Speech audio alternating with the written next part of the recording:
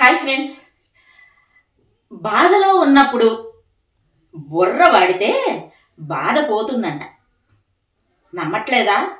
సరే అయితే ఇది విని మీరే చెప్పండి. రామరావణ యుద్ధంలో ఎన్నో ఇన్సిడెంట్స్ జరిగాయి. అందులో ఒకటి, హనుమంతుడు చూస్తుండగా ఇంద్రజిత్తు సీతమ్మ వారిని చంపేశాడు.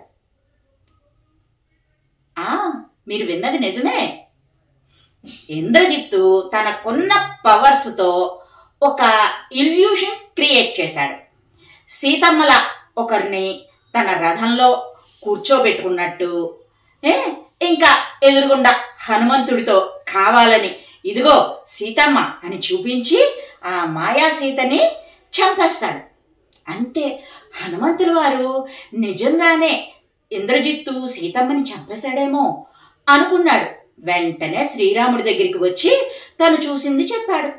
అది వినగానే శ్రీరాముడి ఒంట్లో ఉన్నటువంటి శక్తి అంతా పోయి లక్ష్మణుడి ఒడిలో మూర్ఛిల్లి పడిపోయాడు. వానర సైన్యం అంతా ఏమైంది ఏమైంది ఏమైంది అనుకుంటూ అక్కడికి వచ్చేసింది. ఏం జరిగిందో తెలుసుకుందామని విభీషణుడు కూడా అక్కడికి వచ్చాడు. జరిగిందంతా హనుమంతుడు అక్కడి వారందరికీ చెప్పాడు. అది విని అందరూ నిర్విణ్ణులైపోయారు.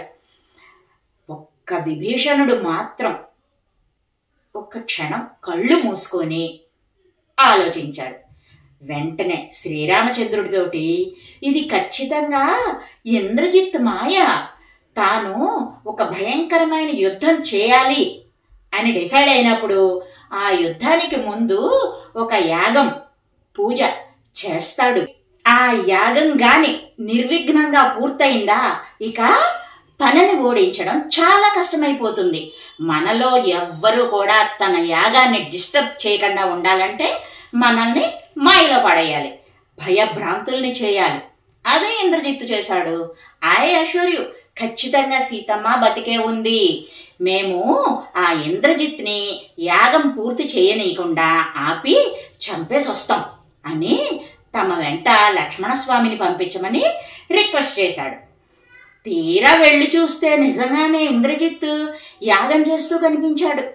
అంతే, ఆ యాగం పూర్తి కాకుండా విధ్వంసం సృష్టించేశాయి వానరమూకలు.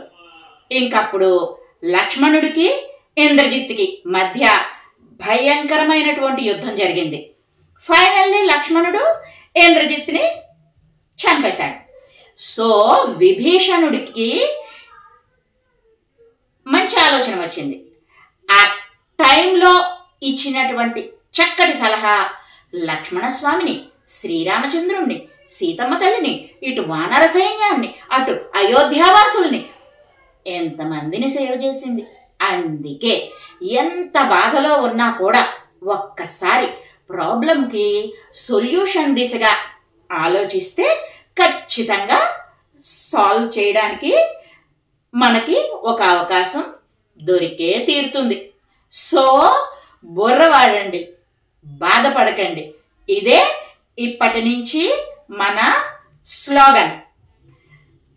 పాటిస్తారుగా? మరో మంచి మోటివేషనల్ స్టోరీతో మీ ముందుకు వస్తా. By bye friends.